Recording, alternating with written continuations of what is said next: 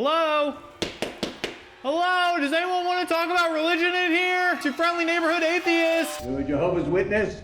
Your friendly neighborhood atheist indeed. Welcome back, ladies and gentlemen, to another exciting episode of Atheist Church Audit. My name is Jared, I'm an atheist, and today I collected a whole host of wonderful literature. You can't read them, can you? From our friends over at the Watchtower. That's right, ladies and gentlemen. I visited the Jehovah's Witnesses. So this is a unique episode because this time I went to 2 services. I pulled a fast one on them. They didn't come to my door. I went to theirs. We don't have a rule book here. Oh God, there's a lot here. My mind is kind of all over the place with this one. Please bear with me. There were some bombshells that were dropped this time that I really want to touch on. Now, this might strike people as like really poor form, but I don't like doing research on churches before I go to them. I like just raw dogging it. I like going in there totally blind, totally unsuspecting of whatever I'm going to hear, and just embracing it. Just sitting there and being bewildered by whatever it is that I hear. All I really knew going into it was what I learned when I was a Christian and,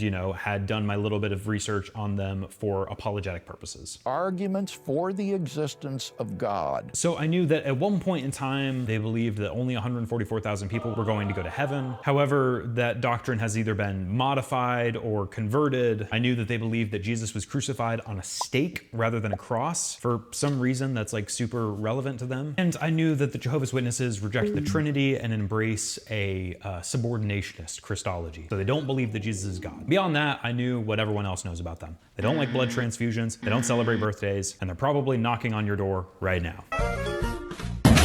But yeah, beyond that, I just wanted to go into it totally blind. How do I describe this? Oh gosh, this was weird. I'm sorry. Guys, I'm sorry. It was weird. I don't know how to sanitize it. I'm sorry. And if you're a Jehovah's Witness watching this, stay tuned because the entire sermon in the Watchtower, which if you went to church the same Sunday that I did, you heard the same sermon that I did, and you know that everything that I'm telling you is something that you shouldn't be listening to. So maybe you shouldn't watch this video. I hope you do, because I'm gonna, voice my opinions as a dude that you're trying to witness to. So if you wanna be more informed on how to better witness to a dude like me, you should watch this video. Oh God, I'm sorry. You seem stressed. Sorry. Let's back up. If any of you guys remember my criticisms for the Mormon Church, oh my God, this is the ugliest building in the world. I want to die. Help, please send help. Gouge out my eyes. I blasted them pretty heavily for how hideous their congregation was. My eyes! Not the people were beautiful. The church building, the sanctuary. I'm pretty sure I've seen cardboard boxes that are more interesting than the inside of a LDS sanctuary. Now, with that being said, the J-dubs are giving them a run for their money because they're hideous. They're hideous and even like more intentionally hideous. So again, they're totally iconoclastic. There's nothing in the sanctuary except for the 2 monitors that are showing the sermon that's in here in the Watchtower. We'll get to that. There's literally just 2, flat screen monitors that show the lyrics of the songs that they're singing and the scriptures that they're reading from, kind of. Let's get to the good part. Let's talk about the good things of this church, because there are good things here. But maybe the good things are good on first glance and then more complicated the longer you look at them. For starters, the first Kingdom Hall that I went to, it was the most integrated church that I've ever been in. I mean, sincerely, it was like every color of the rainbow was there. It was an equal smattering of black people, white people, Hispanic people, Asian people, and it was beautiful to see. I don't necessarily take off points for a church when I see that it's predominantly white or predominantly black, but when a church is able to overcome that and say, hey, no, we're attracting, all people from all nations and we're gonna put them in a building together, that's really cool. I mean, truly, I walked into that church and it looked like the wet dream of an HR coordinator's DE&I photo shoot. Now, the other thing that I'll praise these churches for is that the people here were among the most friendly that I've ever met. I mean, just scores of people. Hey, welcome. How are you doing? What's your name? Do you live around here? We're so glad that you came. Here, let me get your phone number. Let's have a little bit of texting back and forth. And the people that I interacted with were all really, really sweet and friendly. Okay, so that's the good. Let's talk about the less than good. Explain it to me then. I need to give you guys an overview of how a normal Sunday morning service goes at a Kingdom Hall. Normally, what happens is somebody gets up there and gives a 45-minute talk or sermon. I think they use the term talk. Now, from what I can gather, and I could be wrong on this, so please correct me, the Watchtower doesn't have pastors, they have volunteers. And so it's often a different person who is preaching every single Sunday, which is interesting. So there's a 45-minute talk, and then there is an hour and 15-minute Bible study, which is they go line by line through a Sunday school lesson provided by the Watchtower. Now, what's cool about this is that it acts as a pseudo liturgy that every single Jehovah's Witnesses congregation is reading from in the world at the same time. So there are other high church settings that do this as well, and it gives you a sense of unity, you know, a sense of, hey, we are the worldwide church, we're all reading from the same Bible, we're all studying the same thing, we're celebrating the same holidays, and that, you know, brings us all together. That's cool, that's great. The thing about this though is that it is the most off-putting thing, the way that they go through the Watchtower magazine for their hour and 15-minute Bible study. Just zooming out for a minute, I don't know what to make of the interactions that I had with the people there. Now again, the interactions that I had were very nice and very polite, but there's something like, I want to be careful with my words here because I'm not trying to be mean to these sweet people, but something's off, man. Just something is like notably off. Like I gave crap to the Mormon church that I went to a couple months ago because the people there seemed depressed. It seemed like they didn't want to be there. It seemed like they were just so miserable to be alive. The people here were very peppy. And they were happy and they were smiley and they were sitting in their seat and they were listening and they were content and it was kind of creepy. And again, that's mean, but God, if you're one of Jehovah's Witnesses, I hope that you can just listen to my initial experience and take it at face value and glean something from it. But the whole experience felt like canned. It felt like everyone there was a paid actor. Case in point, was that the people who gave the talk on both Sundays spoke with the exact same cadence. How heartwarming it's been to see millions take their stand for true worship. Now, there's nothing weird or crazy about a specific denomination or a specific discourse community having their own weird way of speaking. That's to be expected. Like when I go to a full gospel church, I expect the preacher to be, you know, swatting at bees. I expect him to get up there and be like, and then Moses went down from that mountain, and then he said to the people. And if I go to my normal non-denominational church, I expect them to sound like, now every eye closed, every head bowed. I want you to look deep in your heart. And if you say, God, I just haven't been living for you. I haven't been giving you my first fruits. I want you to come up to this altar and get right with God. Here, the style of preaching is to be as monotone as possible and kind of sound like a voiceover artist. Here, I'm gonna try to do my best impersonation of it. Whenever Jehovah gives his people an assignment, he expects them to carry it out in an organized way. Jehovah has put Jesus in charge of that work. Jesus has seen to it that it is carried out in an organized fashion. I would lose my mind. But it's not just that their preaching style is very monotone, it's that everything is monotone and monochromatic. And I mean, it is so wildly uncomfortable to see the individuality just sucked out of these people. Because I spoke with, you know, black people and white people and Hispanic people and Asian people there, and it was very weird to hear them all speaking the same way. Now, it isn't just that they have a similar manner of speaking, it's just listening to the sermon and how much of it is just micromanaging everything that you think and do, and realizing that like this religion, this denomination, this sect, they are very interested in every aspect of your life, and they don't like individuality. Teachers and classmates may never understand why I chose not to pursue a career in music, but that's okay. The career I chose gives me purpose and happiness now, and has an eternal future. So for both of the sermons that I listened to, they were good, they referenced the Bible, but the substance was just I mean, for starters, it was just utterly milquetoast. It is so shallow. I mean, the entire gist of both sermons, from what I remember, is, hey, the world is going to hell, and you just need to stay inside of church. And be sure to be a good parent. And always remember to pay your taxes. It was just like, is that it? Like, everything there was just about abstaining from the world and staying away from worldly temptations and staying away from worldly pleasures and just, isolate yourself more and more and more until your only circle of friends is within the Jehovah's Witnesses circles. And it was just really uncanny. I mean, it's weird because I haven't done the deep dive. I know that, weirdly enough, Mike Winger has done the deep dive on Jehovah's Witnesses, and he's mentioned a little bit, about how they're a doomsday prepper cult.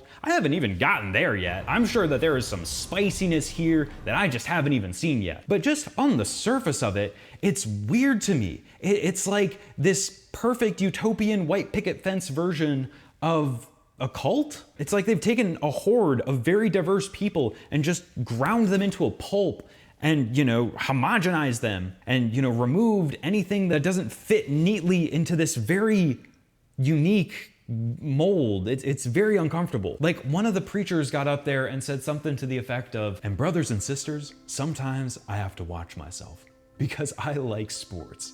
And if I'm not careful, I can allow sports to become an idol. And that's not what Jehovah wants for my life. And it's not what he wants for yours either. And you make Jehovah proud.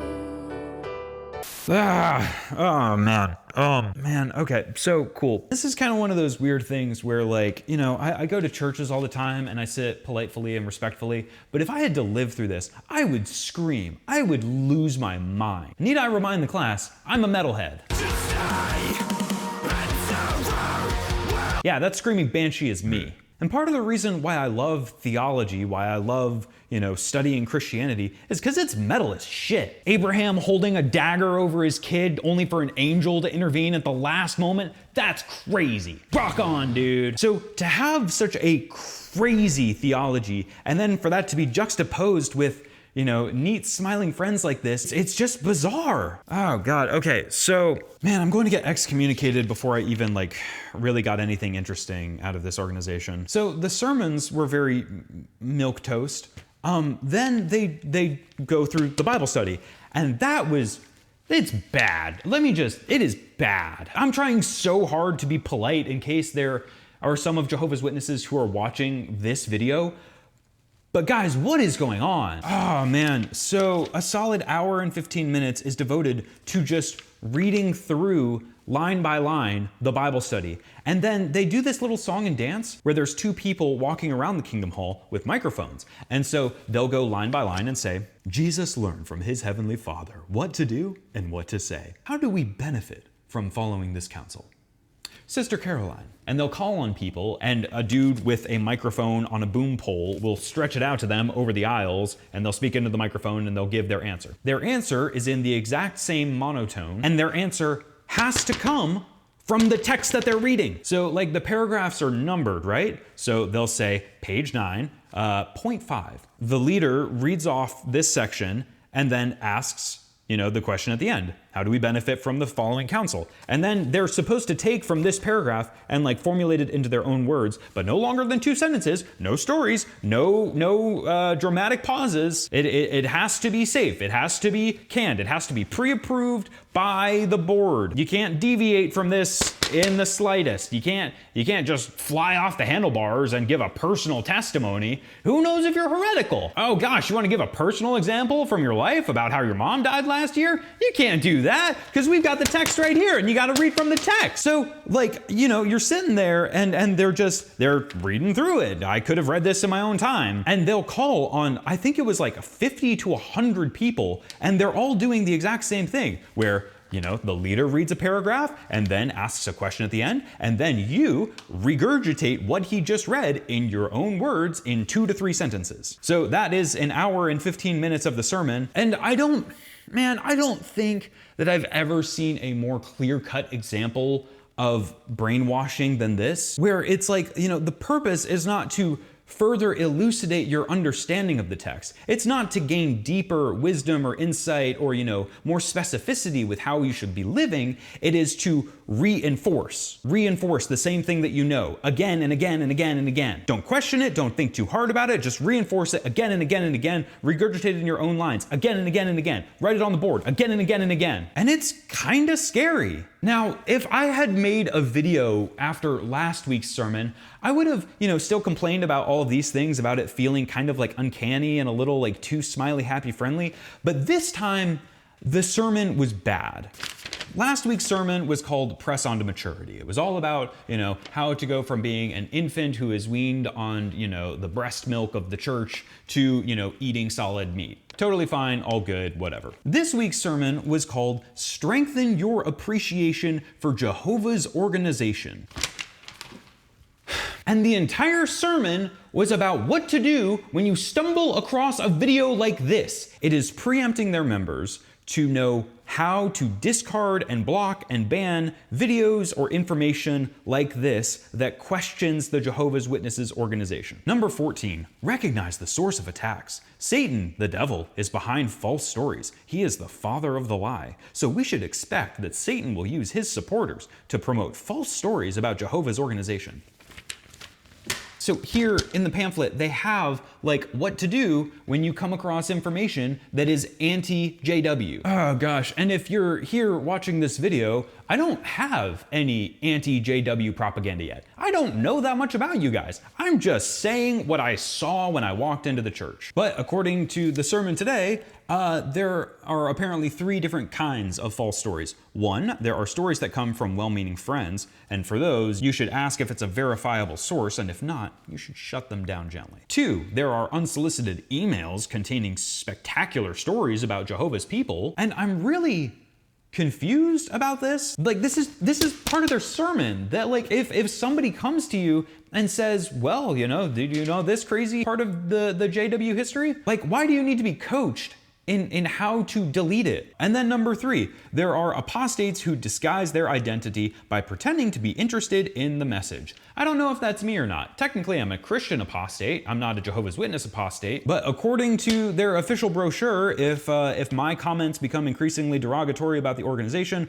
or if I try to give you false information from apostate sources, respectfully end the conversation. And then here in the brochure, there's literally like a picture of a woman like, tearing up anti-JW propaganda. Now, if you're one of Jehovah's Witnesses, before you turn off this video, here's what I'm going to say.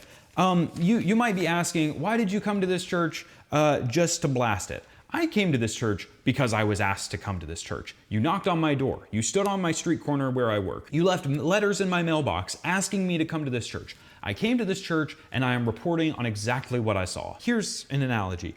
If you were a restaurant and you came and passed out flyers to everyone and said, please come to this restaurant, please come to this restaurant, you have to accept the risk that there are going to be people who come to your restaurant and don't like your food. I'm not here trying to make baseless allegations. I don't know that much about your congregation. All I'm saying is exactly what I saw, expressing how I felt. Now, the thing that makes me nervous is if I say I have objections, I have reservations, then I'm all of a sudden not allowed back in this church. Even if I have criticisms, that I should just ignore them or wash them away. And to me, any community, any organization, any people who do that are immediately suspect. I heard a lot about Bible principles while I was there this morning, so I want to read a little bit from 1 John 1 out of the New World Translation. In verse 5, God is light, and there is no darkness in him. And verse 7, however, if we are walking in the light as he himself is in the light, we do have fellowship with one another, and the blood of Jesus, his son, cleanses us from all sin. So talking about living in the light, what is this song and dance about,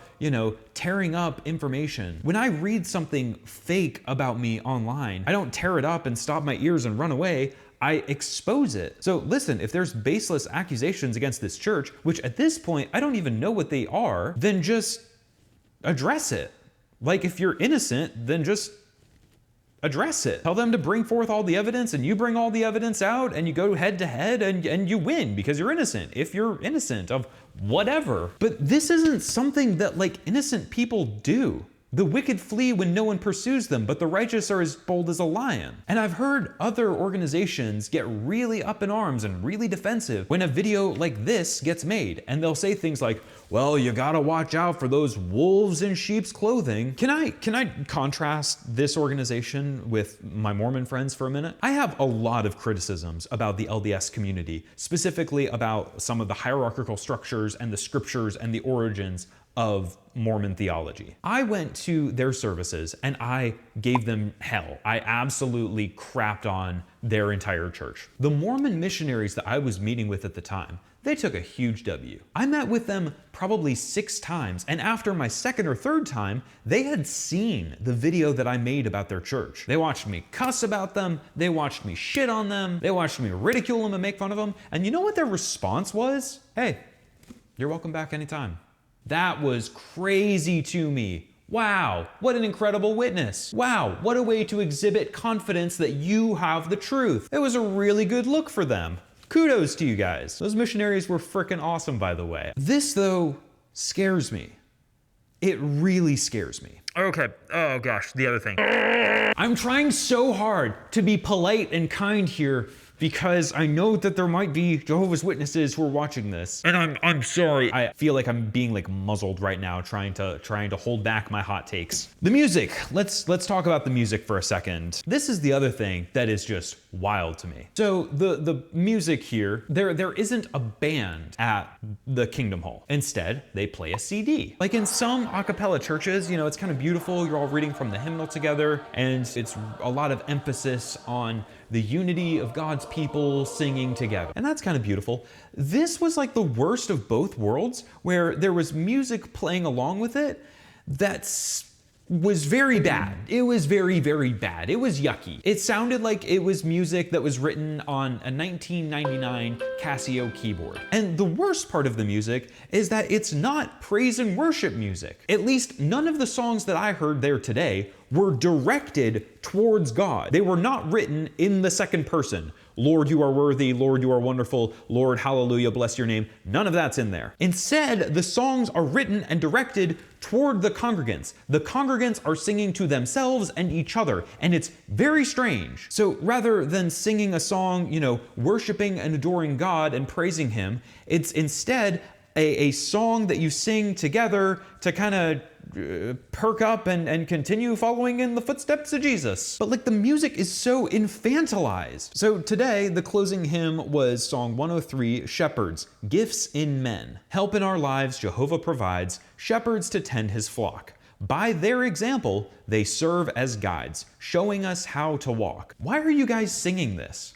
Why are you singing about, oh, we're so lucky to have the men of God who have shown us the right way? God gives us men who have earned our trust, men who are loyal and true. They show concern for His precious sheep. Love them for all they do. Why are you singing a praise and worship song, singing the praises of the people who wrote this track? Why are you singing these anthems about how wonderful the Watchtower is and how wonderful the Jehovah's Witnesses community is? Shepherds who love us, care how we feel. Gently they guide the way. When we are hurt, they help us heal. Kind in the words they say. Why do you need this kind of like reassurance that your pastors are good people? Like with any other organization, religious or not, this is bizarre. Let's imagine that I work for Disney and every morning I have to go into the Magic Kingdom and I have to stand up and sing, "We love Bob Iger. He's wonderful in every which way. He makes all things wonderful and great, and Mickey leads his way." What? I'm just so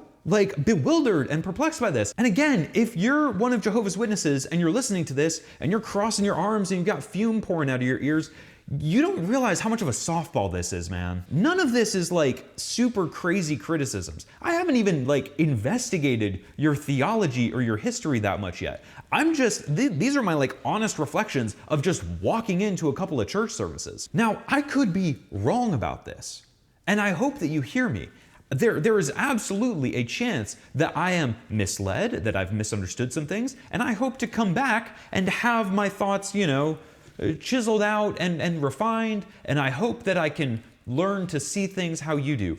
But just from the onset, Guys, what is going on? Yeah, listen, I mean, I'm willing to continue having the conversation, and I hope that you'll continue having the conversation with me, because I will give you every opportunity to continue to try to convince me. If you want to come over and sip tea and sit in my living room, I got a piano back there. Come on, let's play together. I want to hear your stories. I want to hear your testimonies. I want to hear how Jehovah has changed your life. And I'm willing to be shown wrong, that there is a perfectly reasonable explanation for all of this. But as it stands, guys, what's going on? There's like a million more things that I want to talk about, but I can't. I just can't cram it all into this video. This video is already going to be stupid long. And this isn't how I wanted all of this to go down. Honestly, I have a lot more fun with these when I don't have to be as concerned with like the human element, where I can just go in and like criticize a church's organizational structure, or, you know, the little stupid things that they do, because I'm not trying to offend or hurt people when I do these things. It's very, very rare that I walk into any church and meet crappy people. The vast majority of the time, I meet wonderful people who sometimes do kind of strange things. And my hope is that all of this can just be the beginning of a conversation to let's talk about it. But sometimes I kind of have to start muzzling myself, because it's like, well, shoot, I had a really interesting conversation with one of the people at these churches, and now I can't, you know, give my honest feedback about how I feel about the church, because this person is in the back of my mind and I'm all of a sudden cognitive of what they're thinking and feeling, and I have to be mindful of that. So after the service, I had a really good conversation with one of the Jehovah's Witnesses. Obviously not gonna name him, but if you're watching this, thank you, man. Thank you for telling me a little bit of your story. And again, trying to keep anonymity here, but the gist of his story was he was in ministry as a Baptist, and when his wife cheated on him and he got a divorce, nobody from that congregation called him.